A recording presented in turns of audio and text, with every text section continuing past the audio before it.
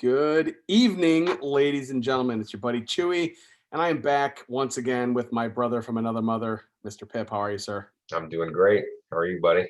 I'm good, man. I'm good. It's Yeah. uh, it's been a minute, right? Yeah, but not as bad as the gap between the previous one and the one Yeah, before that. We yeah, we we took a longer than necessary sabbatical there, but I think we we're did. we're getting back on track. We've got some topics I think that we've already talked about wanting to use in the near future. So I mean we've got the docket filling up here. Yes. So before we talk about tonight's topic, what are you drinking tonight? I'm still drinking gin. That's Nice. that's my go-to. Today, I think just basic back to the well Hendrix gin, There which you go. is my old standard. When unfortunately, we don't pull quite enough sponsor money in for me to have a new gin every time we do one of these Right. video blogs. We'll work on that. So for now, fingers crossed, we'll change that. Um, so yeah, back to the well with my Hendrix, which is Right. just Yeah. three Yeah. fingers of And that with a I'm couple and blue I'm cheese stuffed olives. What and, what and, about you? and I'm back to the old standby as well, Gentleman Jack. You come back to something that is familiar and just kind of is just feels right, right? I So feel you. Yeah, exactly. let's see. Before we get into it, we would be remiss. We have to talk about Sir Edward, right? For just a minute, we Right. have. Um, Eddie Van Halen passed away this past week. Pip did a phenomenal job of paying tribute to him on the blog. So go take a look at it. But I consider him the greatest guitar player ever. Um, and he was younger than I thought he was. He was what? He was only his 65. so Yeah. fuck cancer. Cancer sucks. But we lost a great one.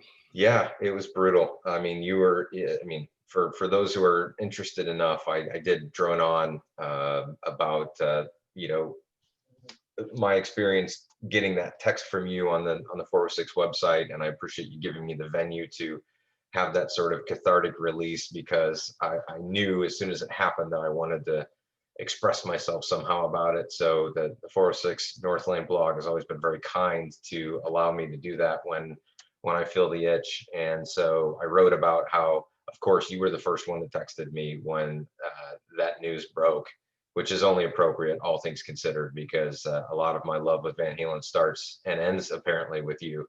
Um, and yeah, I was really brokenhearted, and the word I used to a lot of people was gutted. It just felt terrible, really. And even though I think a lot of people knew that he was sick for a while, when it actually happened, it was just like, wow. It was really, really hard to believe. And again, I wrote about it, but it seems a little goofy to be so impacted by something like that when you didn't even know the person. But I mean, he had just such a profound impact on everything that I love about music that it was a real gut punch. The fact that we'll never get to hear any new music from him ever again it's tough. It's really Yeah. tough. He was an Well, absolute one genius. of these days, actually, I think we probably have multiple topics around Van Halen and Edward Yeah. and Sammy, and so we will. I imagine this will not be the last time we talk about Eddie Van Halen on the show here. Yeah, we So, we thought about doing that for tonight, but we don't want to let with both of our schedules and the difficulty that it can be to coordinate these vlogs. We want to make sure and get something that's just as near and dear to our hearts yeah. out there for the people to hear our newest, latest, and greatest top five favorite. Yeah. So great segue. So tonight is we're doing horror. It's October. It's horror season, and so we are going to do our top five favorite horror movies of all time. Yep. If you don't know, back in almost to the week in October of 2012, Pip and I started another little venture called Scare Tissue. ScareTissue.com is our website where we talk horror movies, we review horror movies, and with it being kind of Halloween season, we thought it would be a good and appropriate topic for this evening. So, um, but anything else before we kind of dive right in? No, I mean, thanks to our good friends at Scare Tissue for sponsoring our video blog tonight. Yeah, that's been a great run doing that website and the awesome people who have contributed articles. I mean, I'll be the first to admit I fell off. I haven't contributed a lot to it in the recent years, but we've had some people tossing a lot of content up there and watching these screeners and these movies. And the thing that I love about it is that we've given at least some level of visibility to a lot of independent filmmakers and stuff out there, which I think is really cool. I mean, I won't pretend that we have millions and millions of visitors every day by any means, but the idea is that, there are a lot of really great ideas that don't get a lot of exposure out there. So if we can help push that along in any way possible, I think that's awesome. That's really cool. Absolutely. Absolutely. All right. Well, hey, with that, that being said, I will let you start. I don't know how many, I think we'd said top 5. I don't know if you have honorable mentions, but we'll start Of with course, number 5. there's always an honorable mention. We never not have an honorable mention. Right. And I'll be curious, what do you think the over under is on us having the same list? The Like, same top or 5. not the same. What am I trying to say? What's the over under on How many similar? how many in Yeah. common we will have? I'd say I'll take if 2.5 is the over under, what do you want on that? Wow. If 2, let's see, of 5. 1.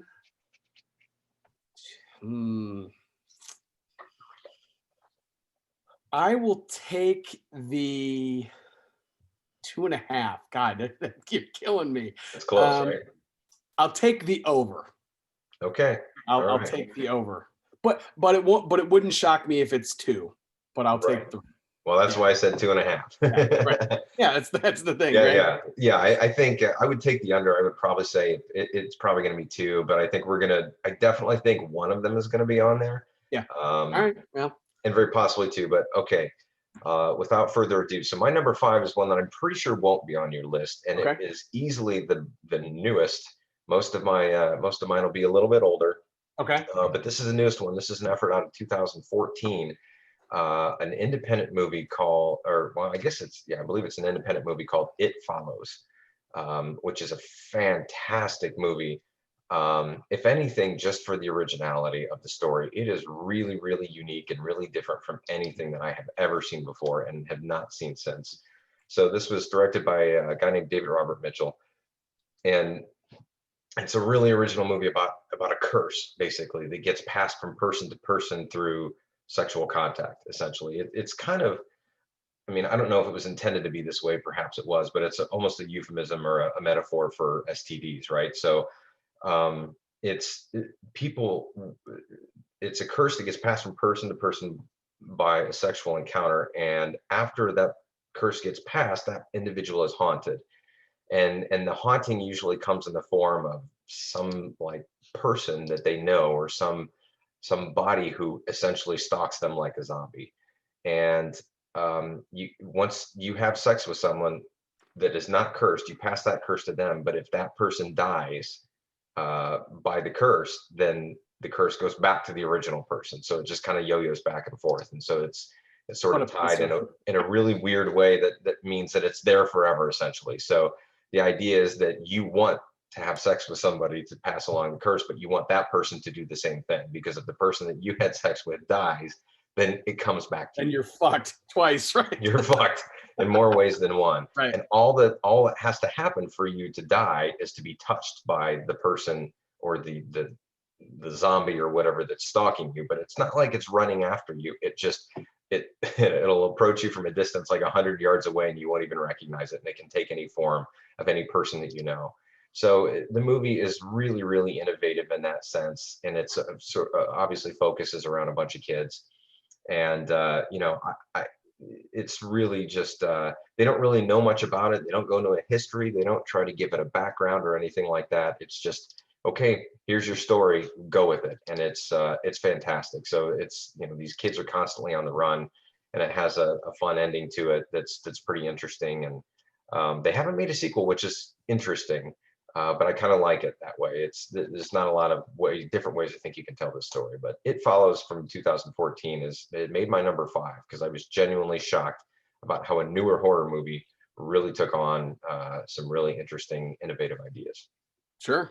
All right.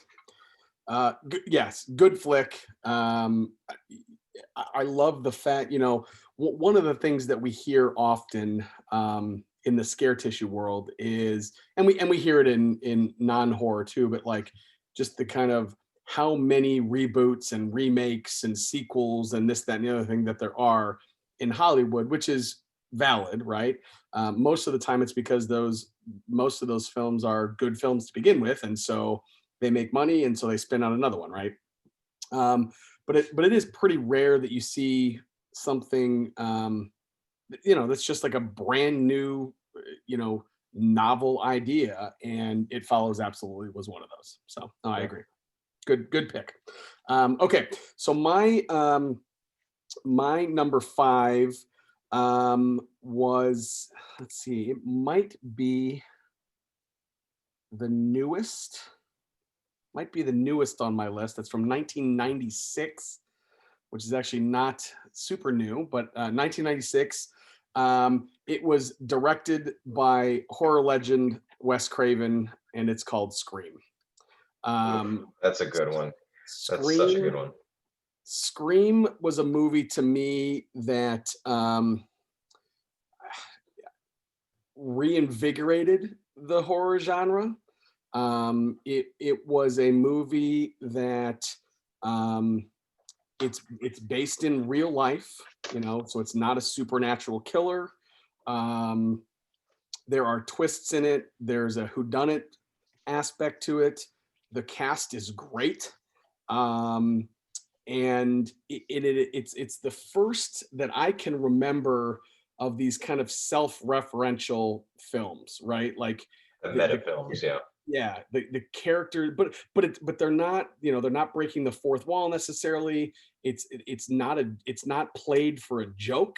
There's a character in there that goes by the name of Randy, who is the kind of he would be, our buddy, right? He's the horror nerd that knows all the rules to all the horror movies, and he tells you what you need to do in order to survive a horror movie, and et cetera, et cetera. Um, this one of the other things that really makes it stand out in my mind is the opening scene to this movie holds up in my mind as one of the greatest openers really ever, right? The movie, quote, stars Drew Barrymore, or based on all of the media and everything leading up to it, you would think that it was going to star Drew Barrymore. And she plays a character named Casey Becker, and she gets a phone call from ultimately the killer, and she ends up dying in about the first 8 minutes of the film.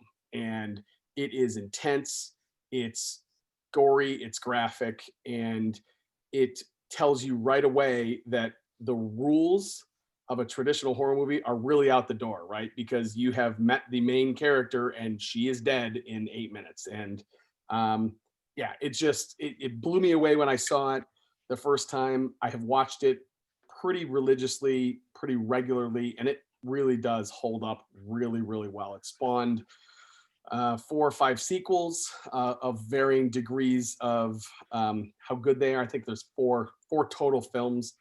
Um, So but far, they've yeah, officially announced Scream 5 with Nev Campbell returning. that's true.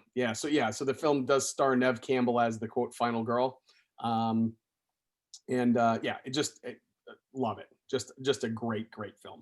I couldn't agree more, and I'm a little bit ashamed of myself that that one actually never even entered my mind. So that one's not on my list, but Okay. it should have in hindsight, because it was phenomenal. You mentioned, I think, 1996. Is that right? Yes. So that was sort of like, if for those of you, well, that movie is great for two reasons. One, because it was centered around a group of kids that were at least set to be around our age, right? Because we Mhm. were just a couple years out of high school, and they were in high school, so it was very relatable in that sense. But the other really cool thing was is that it was a fresh idea and a new take at what was essentially the end of a lot of the slasher movie genres, right? Like the Friday the 13th, the Nightmare on Elm Street, the Halloween movies, they had already run their course by that point. Some of them, well, I guess none of them were officially done at that point because they've all Right. made movies since. But I mean, people weren't interested in those movies anymore. So there needed to be some sort of fresh breath put back into the world of horror. And who but Wes Craven could do that, right? And it certainly reinvigorated his career because, to be honest, success wise, he didn't really have a whole lot in recent years. I think we both liked his new Nightmare movie, but I don't think box office wise that really did a whole lot. So this helped really push him back as the into the to the upper echelon as the master of horror. And I 100% agree that that movie was so good. I didn't care for any of the sequels nearly as much because they all became, the whodunit aspect of it became the focus of everything, and it just they didn't take as many chances. And the first one was great because you didn't know anybody, so literally anybody in that movie could have been the killer, and they did it so good, executed so well from beginning to end, and it featured some fun little cameos. Like Linda Blair from The Exorcist was in it for a quick second, and things like that. So it was very referential. It was very um, reverent to the movies in the past that helped build it, to that status. So yeah, that's a great pick. Awesome. What do you got for number 4? All right, my number 4 is a movie out of 1988. This is, I'm gonna out myself right away from my favorite horror franchise of all time, Nightmare on Elm Street. This is part 4, Nightmare on Elm Street 4, The Dream Master. Nice. This is a little bit of a curious pick, I think, or may seem that way to some because it's not a great movie. This isn't on my list because I think it's a really fantastic movie because it's okay. It's not great. It's incredibly flawed, but there's some really what's the word I'm looking for? Nostalgic sort of vibes that I get when I watch this movie. It's commonly referred to as the MTV Nightmare because of the way that it was filmed, right? Like if you watch Nightmare on Elm Street 3, for example, which I believe came out the year before that, these movies Mhm. were getting piped out year after year on very, very quick schedules, which is a big reason why a lot of people were very critical of them because Yep. they went through and made these movies on very small budgets despite how popular they were, and in very, very aggressive schedules and timeframes. But the difference between the way the third movie and the fourth movie look is night and day, and it really stepped it up from a video production standpoint. And it from calling it the MTV Nightmare because of the music video quality, the way that it was filmed, I think is very, very accurate. It was directed by Rennie Harlin, who is also popular for doing movies like Die Hard 2 and Long Kiss Goodnight. Um, and I love the story. Nightmare or the Never Sleep Again uh, documentary does a fantastic job of recapping all the movies and the stories behind them. And they said that they had they hired Rennie Harlan for that because he was a big, tall. I think he's Swedish or Norwegian or something like that. But basically, they just thought that he could take the grueling schedule, so that's why they hired him. It really had nothing to do with his talent, which was really funny. But it featured the return of 3 characters, only 2 of the actors from the third movie. Yep. Patricia Arquette, for reasons that are probably pretty obvious at this point, didn't return. And it definitely riffed off of the Dream Warriors theme. Each character in the movie had sort of their own little shtick or their own little Mhm. power or special ability, maybe their better word. Um, but I just think it's one of the best combination of characters that they've assembled, and it paved the way for a contiguous storyline that followed up in the sequel in Nightmare 5, Yep. which is the first time that a Nightmare movie had done that. From 4 to 5 was the only real true sequel in that sense. Yeah. And of course, it's popular for the Roach Motel death scene, which is pretty gruesome, Yep. and a continuation of Freddy being sort of the jokester and having all the one-liners and all of that. But I love that you chose Dream Master instead of Dream Warriors.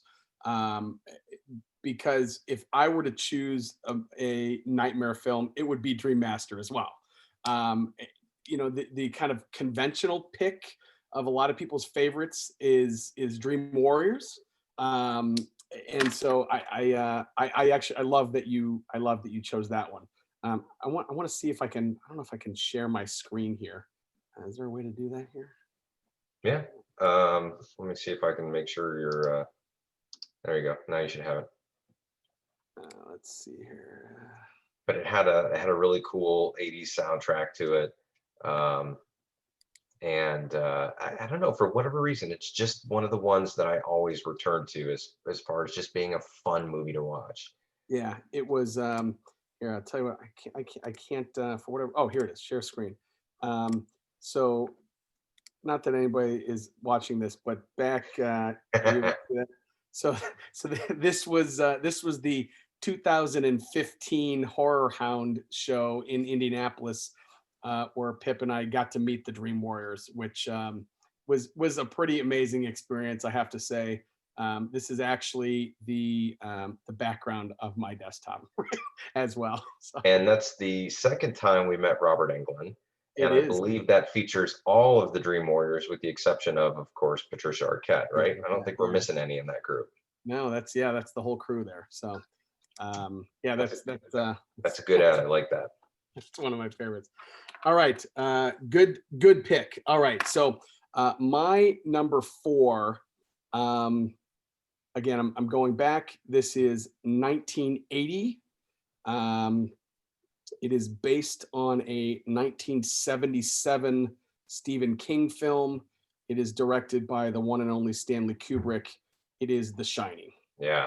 Um, The Shining is, and I actually came to The Shining very late in life. So did Um, I. College, I think, was the first the time I saw it. first time I saw The Shining was at Indiana University at one of those movie nights at the Yes. student union. That was the first You know time I what? saw The I'm Shining. willing to bet you and I were at that same movie, and that was the first time I saw it too. Yeah. So that would have been what, 1994, 1995. That Hmm. was our freshman or sophomore year. Yeah. Um, that movie, I mean, it's phenomenal. It holds up really well. It stars Jack Nicholson and Shelley Duvall and Catman Scruthers. It is Scatman Crothers. Sorry, I messed it up. It's all right. It was the whiskey talking. Right. Um, it, so essentially Jack Nicholson and his family go up into the mountains.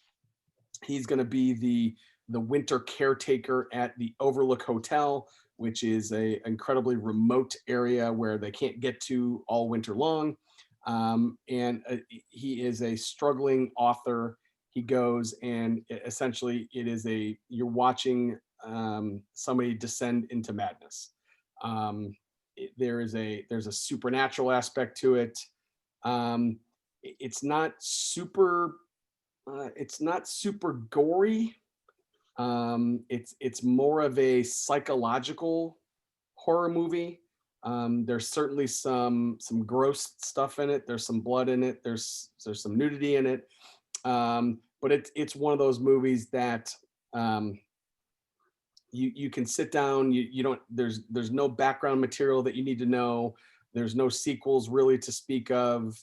And it's just a very intense psychological horror movie. My wife is not a huge horror movie fan. I get her to watch maybe one or two with me every year on Halloween.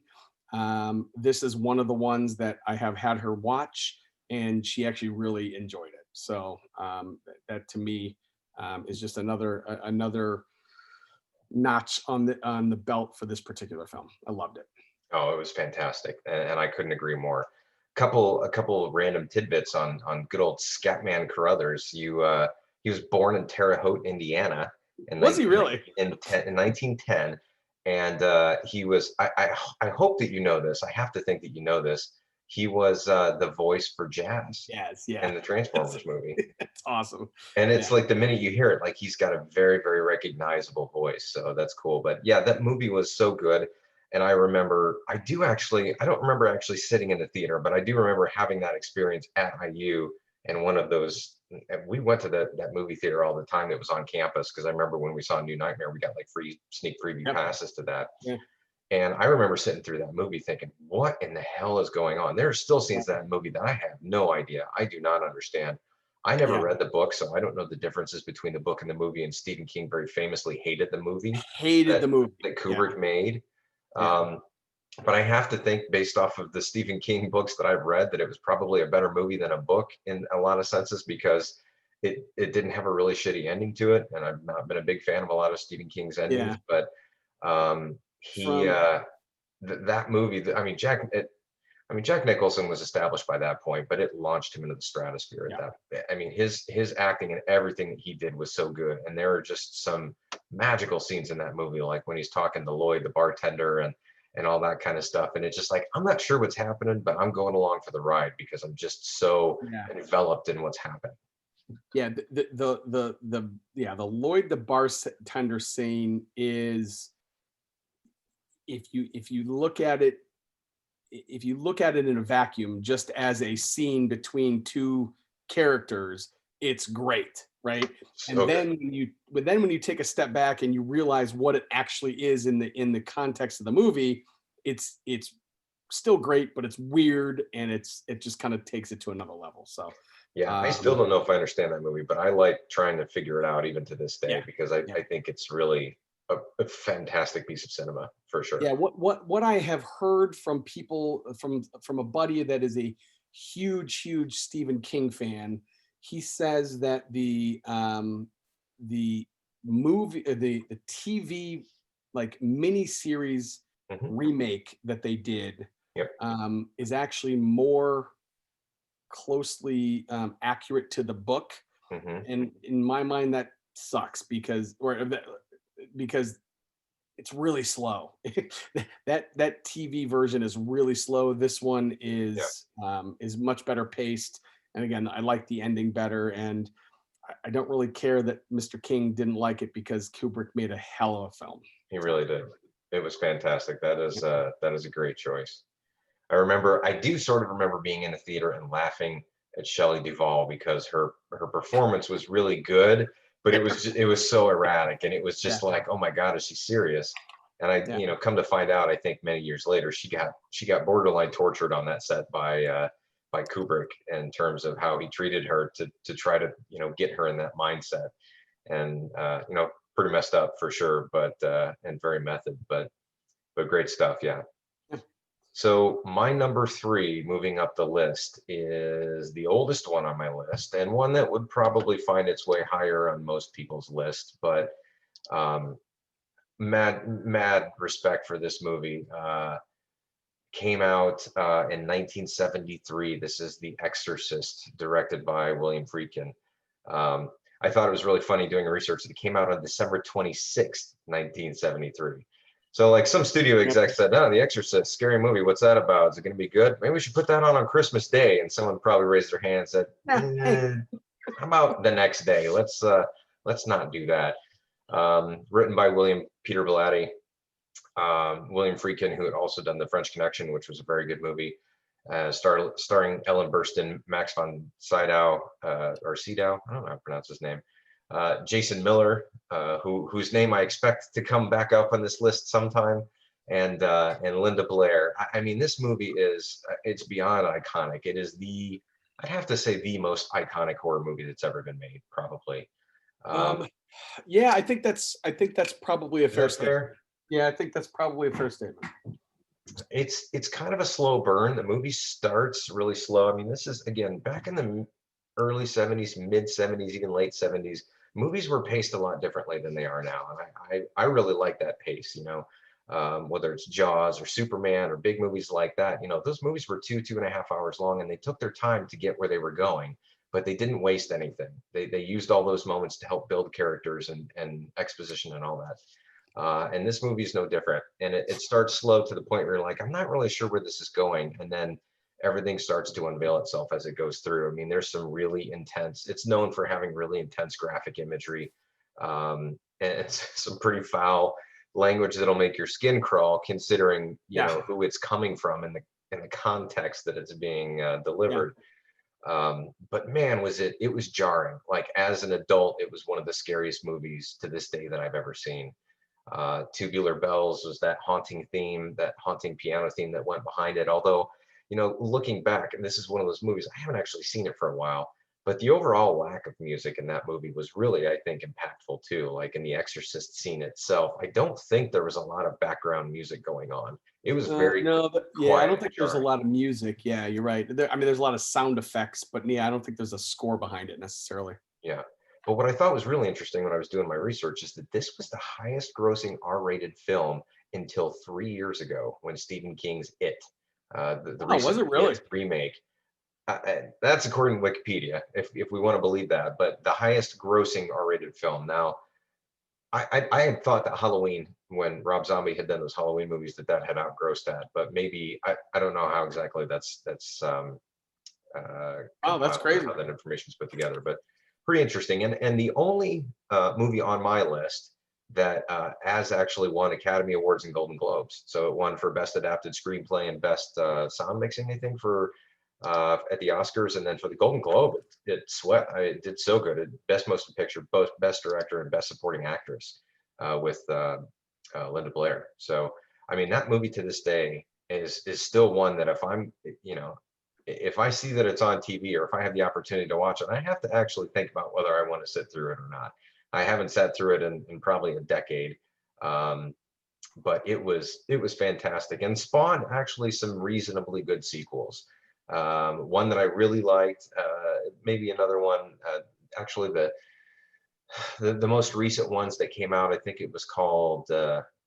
Well, I'm not even gonna remember, but it was the one with like Stellan Skarsgård in it, and Yeah. there were a couple versions of it that ended up coming out. I actually thought those were both good. I didn't see the second one. That's the only one I don't think I ever saw. But yeah, The Exorcist, 1973, Mhm. fantastically terrifying film. Yes, I agree. Good pick. Okay. So let's see, this is my number, what, five? This is my number three now, right? Yes. Um, my number three um, is 1984, I believe. Yep, 1984. I have a feeling this might be an overlap. Maybe not. I don't know. We'll see. I actually thought we would have some more overlaps, but anyways, um, ironically enough, the second film directed by Wes Craven, A Nightmare on Elm Street, the original Nightmare on Elm Street. Um, I remember watching this. It was probably 1986 before I saw it. So what would have made me about 10 years old. Um, I was scared of this movie. I was scared of Freddy Krueger. Freddy Krueger is, I can't imagine there's anybody listening to this that doesn't know the character, but he essentially hunts and kills you while you sleep. And when you sleep and you get killed, then you die in real life. At the time, that was an incredible, and even still, that was an incredibly um, unique perspective to a horror movie. He wasn't hunting you in real life. In fact, when you were awake, you were safe, right? And so all of these movies, all the nightmare movies, the main one of the main goals of the characters is to stay awake, right? Don't fall asleep, don't fall asleep. Mhm. Um, the It has spawned, as you mentioned, it has spawned a gang of sequels. This one to me though is the original. There are some horror franchises where the original is not my favorite. In fact, I would probably say that like the Friday the 13th series, the original is not my favorite by a long shot. In fact, there's probably three or four that I prefer to that one. This one, though, this one is iconic. And again, I know that we talked about Dream Master and Dream Warrior. This one to me, though, is if I had to pick one, this is the one that I would come back to.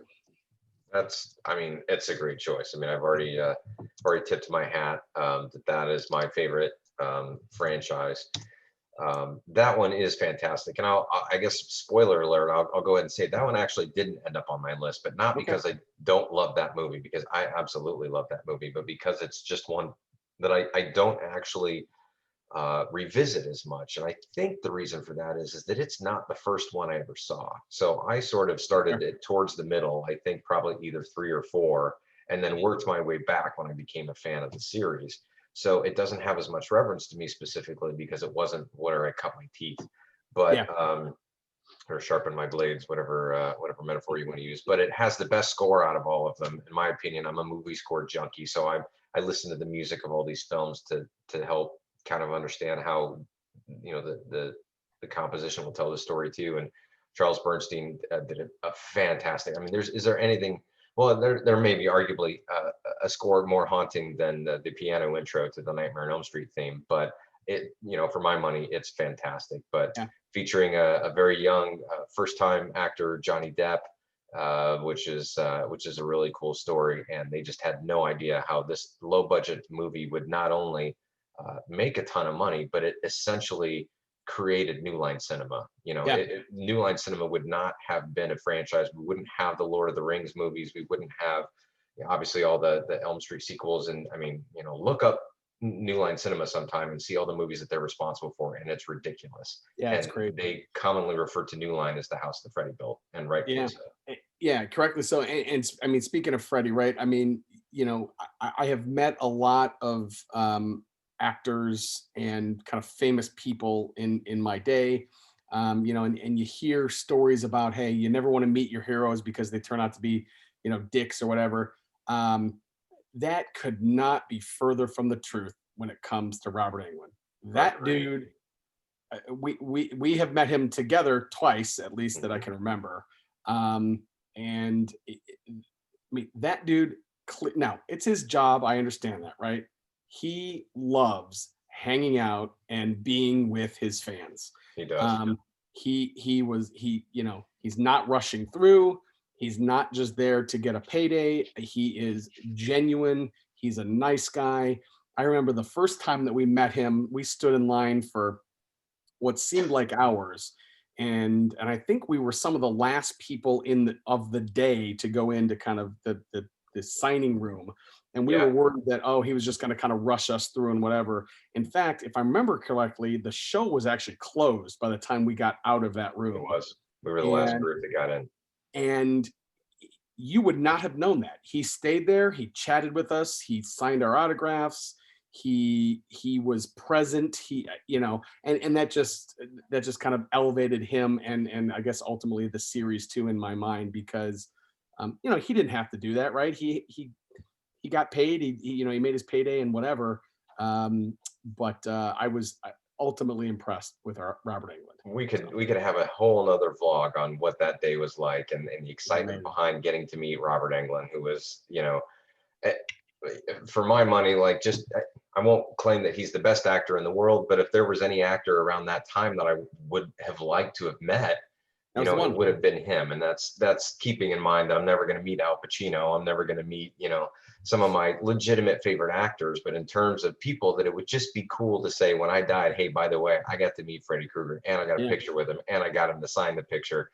All of that was just, it made for such an amazing experience. So for more reasons than one, that franchise holds a very special Yeah. place in my very twisted heart. So, All right. all right. Well, moving along. You got Number two two left. for me. Getting down to the nitty gritty. 1982. This one is a movie that I revisit somewhat often, and is also very near and dear to my heart, but not on a lot of people's lists. It's Poltergeist. The movie was directed by Toby Hooper, kind of. Ish.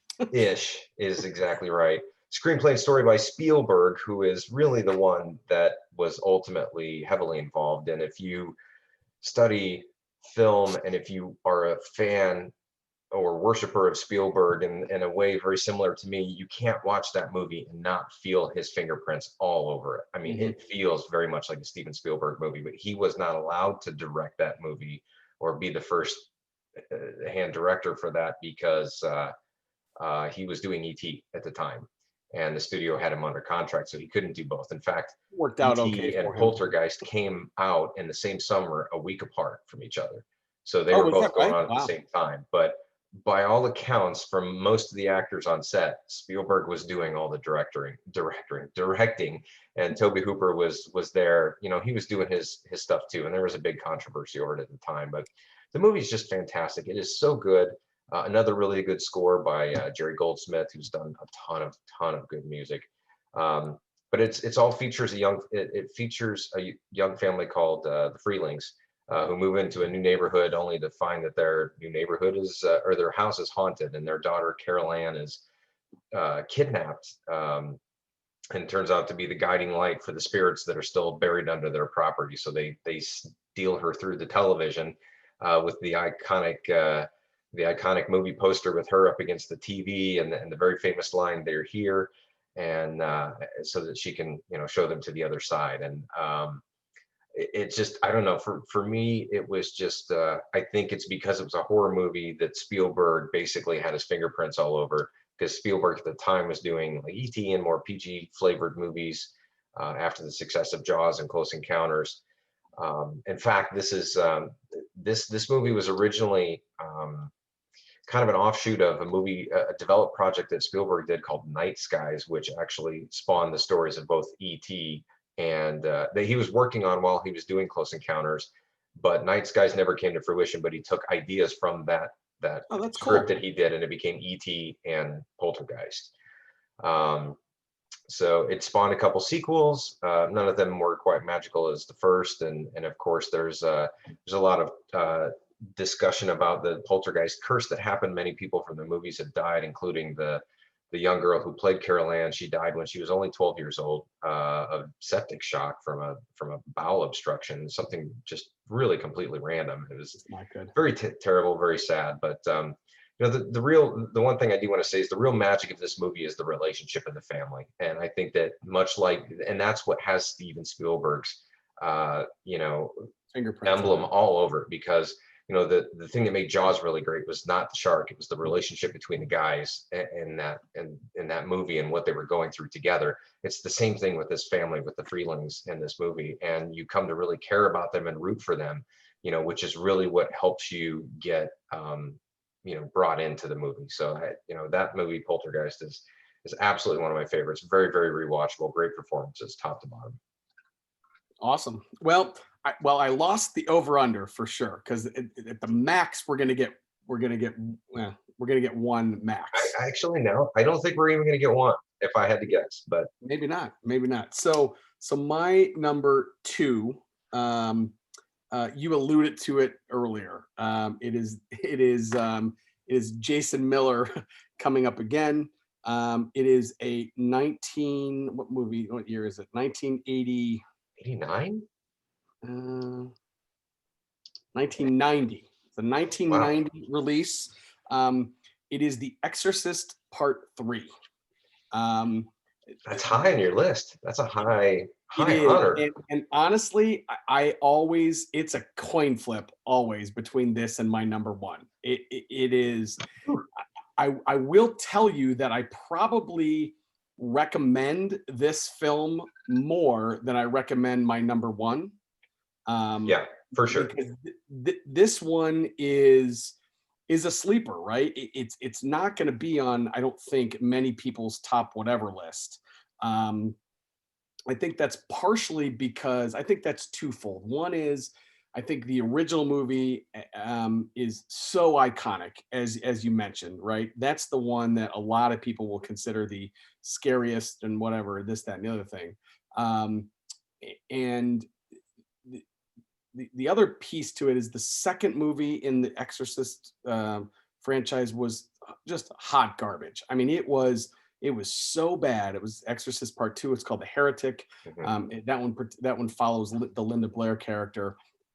I mean, it was unwatchable. The best thing that this one did was it completely ignored Part Two. Um, and so I suppose this is a sequel to the original. It was filmed 17 years later. Stars George C. Scott as a detective.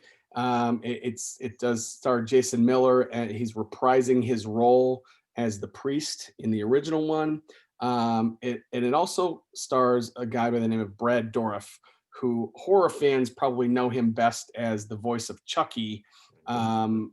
Kind of mainstream fans, I suppose, would know him as um, Wormtongue in the Lord of the Rings movies. And A also great, made his way into Halloween, the Rob Zombie Halloween that's movies. right.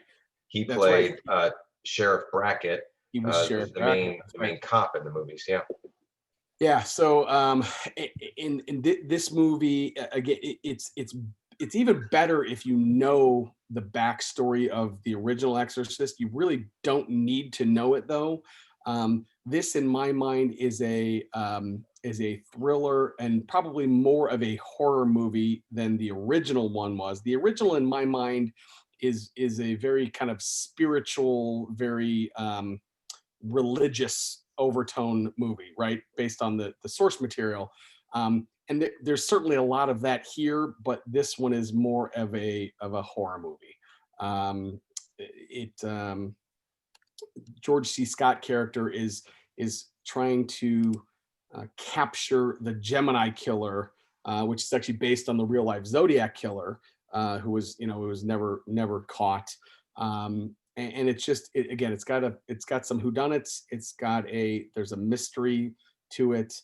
There's some really inventive and really creepy kills. It's got one of the best jump scares in the history of horror movies, with the nurse coming out with the hedge clippers. It's amazing. Oh my God, I know Um, exactly what you're talking about. yeah, I did we now here answer me this. Did we actually see that together for the first time at at school? Because I um, feel like that's one of the five for fives that we probably rented and watched. I know we did watch it together.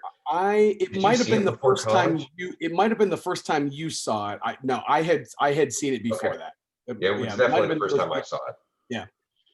So again, like I said, this is probably the movie that I recommend. If somebody comes to me and says, "Hey, Chewy, give me a horror movie to watch," what do you? This is probably the one that I recommend because I don't think many people have seen it, and it holds up really, really well, and it's a great scary movie. You wouldn't expect anybody to give it a chance because it's the second sequel to a horror franchise, and everybody sort of knows that horror franchises, get pretty Yeah, watered down as they continue on. And the second one was historically notoriously so bad, bad. which I didn't see it. And at Oh, this point, I probably will have to watch it just because, but I won't get my hopes up. But this movie came out of nowhere, and I was yeah. shocked by how interesting this movie was. It's definitely a differently themed movie. Mhm. They take some of the same themes, I should say, but I mean, it's almost more of a murder mystery Yeah. whodunit, but then it weaves its way very cleverly into the Exorcist universe and storyline, um, following, Damien Karras, or wait, yeah, right? Mhm. Damien Karras is his name, the priest that Jason Miller plays, which I think is really ironic that the two Damiens from Screen that I know are a priest and the devil. There Um, you go. which that one could have ended up on a list. But William Peter Blatty actually directed that and wrote that movie, which I thought was really interesting. But yes, Yeah, that I couldn't. I think that's a great recommendation because nobody sees that one coming. So yeah. that's fantastic, and that's one that I recently rewatched. And I think I was texting you, I don't know, maybe a couple months ago, and I was watching this. I'm like, dude, this fucking movie still holds up. I mean, Works it really well. really does. For a movie Yeah. that was made 30 years ago now, this is still a really good movie, in my Yeah. opinion. So that's an excellent choice. All right. So here's the one chance at a crossover between our lists. Is it on there or no? I don't think it's going to be just No. based off of some of your commentary. Um, but and I hope that this doesn't disappoint you because this the name of this movie already did come up once, but I got 5 words for you that'll tell you exactly what it is. Welcome to prime time, bitch. I did. You said you were really proud of me that I didn't go with Elm Street 3. Well, that's because I had it at the top of my list. I can't help it. I just can't. This movie is this movie is the first one that I do have a memory of watching. I Yeah. remember being let's see, this came out in 1987. So I would have been living in Texas at the time, and I seem to remember, sneaking into my parents' bedroom while they were out in the living room, and I turned on the TV and started watching all the Cinemax and HBO channels that I shouldn't be watching. And I just remember seeing this and being so entranced by what was happening. And it also has some really creepy scenes in it that I'll get to, but this is just one of my absolute favorites, and I think it's to your point, it's commonly regarded as the best movie in the series, and I do think that's true. I do think it's a better movie overall than the first one, although it wouldn't exist if it weren't for the first one. And it obviously takes a lot of its influence there. And they did, I think one of the things that makes it really good is that they did a lot of work to sort of patch up everything that they fucked up from the second movie, because the Yeah. second movie is notoriously the worst in that series. In terms of them trying to take chances in other directions.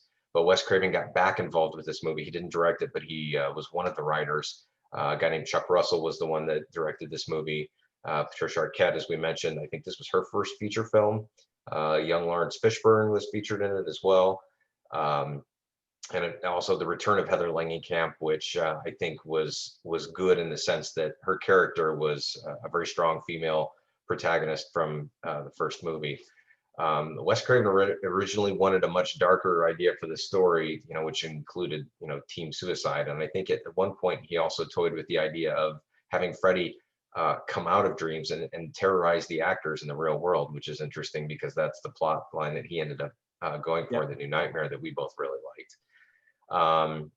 A couple other interesting tidbits. This is the first Elm Street movie that really attempted to do a lot of the voice modulation for Freddy.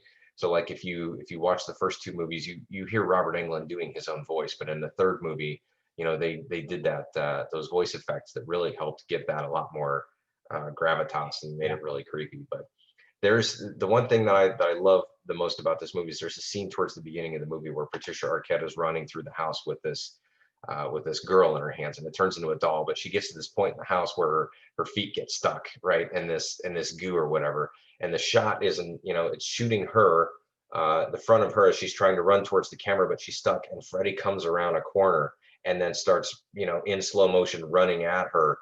And it's just, I don't know, for whatever reason, that scene always really terrified me. Seeing people get chased from that perspective in movies is a really scary thing for me. It's a trigger for me. So, but overall, like the Dream Warriors, you already showed the picture, which is awesome. We got to meet all those Dream Warriors. They did such a good job of incorporating a group of people that tried to, go after Freddy versus just one. And it was a fun story. And there was a fun little twist at the end where you think he's going to die, or you think the good guys are going to win, and then Nancy ends up getting killed and all that. And it's just, it's fantastic. And I think it paved the way for a couple of really fun sequels. So that's my Nightmare on Elm Street 3. Dream Warriors was my number one. It's my favorite one to revisit. Outstanding. Well, I would have bet anything that we would have had at least one, and we had zero. I'm again, I took the over. I was way off. I love it though. I think it's great. Yeah. I think it's amazing because it would bore the hell out of all two of our watchers if we had the exact same list. Because who wants to see us, waxing off about the same movie? Just agree with each other, right? So my number one, again, I consider it, obviously, I consider it the greatest horror movie of all time. It's 1978. It was written and directed by the one and only John Carpenter. It is Halloween. Halloween to me, again, it is almost the perfect horror movie. It is, by today's standards, it's very slow. Yeah. By today's standards, it is not gory. It is not bloody. In fact, there's almost no blood in it. That is because the budget just wasn't there. This was shot. I'm trying to think. Yeah, it was shot on a budget of $300,000, which even in 1978 was nothing, and it made like $70 million. It's still making money today. It's still making money. It introduced us to arguably one of the most iconic and greatest killers of all time in Michael Myers. In this movie, he was referred to as the Shape. if you look at the credits, he was referred to as the Shape. Um, you know, this was he was the first, I think, of the kind of, which at this point is kind of become a horror movie trope, but the kind of unkillable killer, right? You'd shoot him and you'd do this and you'd put him on fire and he would just kind of keep on coming. Um, Jamie Lee Curtis as the original Scream Queen, right? Donald Pleasance as Dr. Loomis. Um, famously, Michael Myers is wearing a mask that was made out of a William Shatner mask, right? It's just the kind of white face with no features. Um, has some of the greatest music and the greatest score you'll ever get in Hands it, down. not just in horror, but just in general. Um, it has it's got long shot. There's a shot at the beginning of the movie that is a long shot that I think lasts probably 90 seconds long, and it's just all one continuous take that don't break. Actually, it might even be longer than that. Tell the story of a little baby Michael Myers. What is he, 7 or 8? Michael Myers. He kills his sister and grows up to become the Shape, and then he breaks out of the Haddonfield Penitentiary on Halloween night. It just I can't say enough good about this movie. Spawned a boatload of sequels. The Halloween franchise has one of the most difficult to follow chronologies if you're trying to kind of weave all the different stories together. It's a fucking mess. It really is. It's a mess. It's a shit Um, show. Yeah. it's but I think part of the reason it's such a mess is because they've done so many sequels and so many reboots and so many retellings of that story, and I think it's because it's an amazing story, right? The 2018 version or sequel, I suppose, to which is also called Halloween, which is just fucking stupid that they would call it that. Anyways, so it is the direct sequel to this 1978 version. It ignores every single sequel before it. Um, and I thought that was great as well. I'm looking forward to the next two. What are they? Halloween Kills and Halloween Halloween. Kills and Halloween Ends, I believe. Yes. So, in fact, Halloween Kills, I think, was supposed to be out this month, and Yes. they've obviously, due to COVID, they've bumped it till next October. But again, I can't say enough about this particular movie. I will say, and then I'll stop talking. The Rob Zombie remake of this movie, I think from a lot of horror purists, it gets a bad rap. I think it's great. I love that movie. It was a much more brutal take on this original. I wasn't a huge fan of the kind of, we'll call it the tween year Michael Myers, um, but I thought that one was great too. But again, you're coming back to the source material of what I consider the greatest horror movie ever. It's interesting. I mean, yeah, if I was doing a best list, that would be damn near the top. Yeah. And it deserves a place on anybody's lists. I think uh, this series is interesting because it has the most redemptive sequels, I think. Like, Nightmare on Elm Street probably starts up here and then gradually comes down, maybe bumps up a little bit towards the end, and that's about it, right? Friday the 13th, I think, starts high and just goes down. I personally don't think those movies, well, maybe not straight down, but Right. at least gradual. I don't think any Downward better. spiral. Yeah. I'm not sure. Yeah, that one is the most disappointing franchise of the three that I think are popular. But the Halloween one is interesting because Halloween one is really, really, I mean, epic. It's completely, it's just amazing. The second one's not bad. The third one is the drizzling shits. I mean, the third one is terrible. I mean, in my opinion, that's actually a cult favorite for a lot of people. The fourth one actually gets more interesting because they get back to the original storyline. Third one didn't even have Michael Myers in it. It had Right. nothing to do with him. It was completely different. The fourth one brought him back, which I actually like that one. I thought the fourth one was pretty good. The fifth one kind of goes back down because then they start trying to they start trying to give Michael Myers a background, Right. which I don't think worked, but I'm glad that they tried it because Michael Myers isn't Freddy Krueger. He doesn't even speak. He doesn't have it. You have to give him some sort of background and exposition. Otherwise, who's going to care? So it kind of trails off again. But then they do the H2O movie where Jamie Lee Curtis returns for the first time since the second Halloween movie. Yep. That movie was really good, like really, really solid. And then they do I shouldn't say the third one is the worst, man. The one after the seventh movie, which is called With Halloween Busta Rhymes. Resurrection with Busta Rhymes. They bring Jamie Lee Curtis back just to kill her in the beginning, and then Busta Rhymes is in it, and that movie is so pointlessly bad.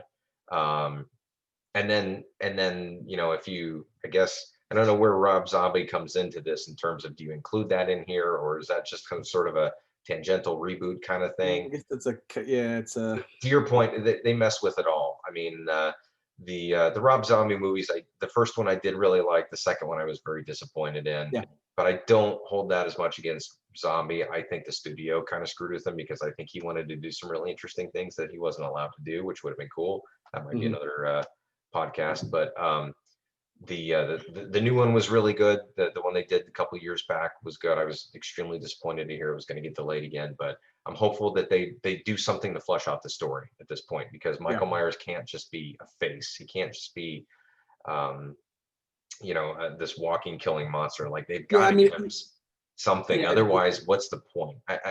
That was the most disappointing thing about the new Halloween movie. And I'll try not to drone on too much more about this, but I felt like, so they retconned, right, the whole storyline with Halloween, which means it wasn't until the second movie that they unveiled that Michael Myers and Jamie Lee Curtis's character, Laurie Strode, were brother and sister, right? So they essentially retconned that out of the storyline. So they are not siblings anymore.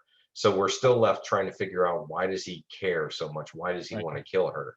And if you do one movie, that's fine. You don't have to explain all that. But they're going to do 3 movies, the recent Halloween, and then Halloween Kills and Halloween Ends. If they go through 2 more movies without giving any sort of exposition or background, I think it's just going to fall really flat for me. So I really hope that they make an effort to tell some level of story there, and not just, what do we do when someone's trying to kill us? Right. All right. Well, like I said, I would have bet a lot that we would have had at least one overlap, but we didn't. So you have an honorable mention or two? I have an honorable mention, and I want to make it very clear that my honorable mentions are not 6th place. They're just movies that I feel like are ones that I want to honorably mention. I guess that's all I can say. My honorable mention is another new-ish one, and it's Final Destination. I know that is another movie that has spawned a lot of really ridiculous sequels, but that first movie I thought was very creative and very fun. And I really, really, really love the scene where they're all fighting at the airport and the plane explodes in the background. I just think it's a real powerful visual and a really neat scene. But that movie was pretty inventive. It had some new ideas, even if it tried to star the Candyman. Even if he had like a little bit part in it, it had nothing to do with him really.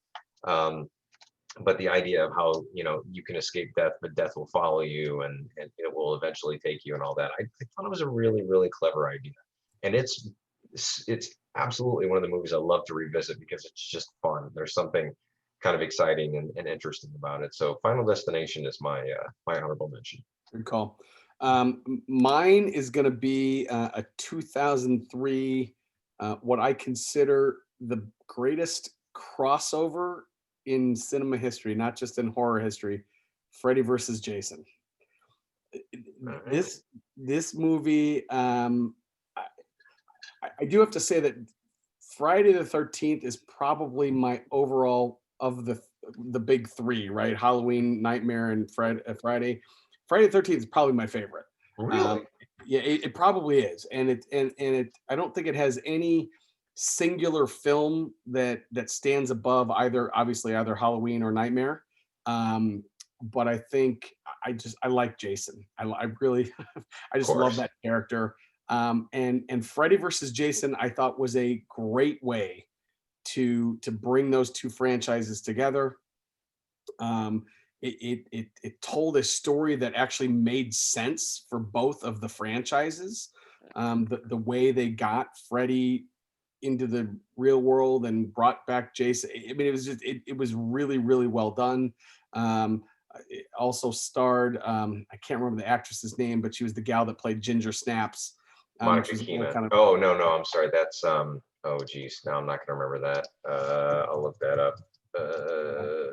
but again, it's, yeah, she, you know, I thought that was kind of a cool nod. I don't know if they did that on purpose, but I thought she, her character, anyways, I thought it was great. I thought it was a fun movie. I remember walking into the theater that night. I went, I think I went with my brother.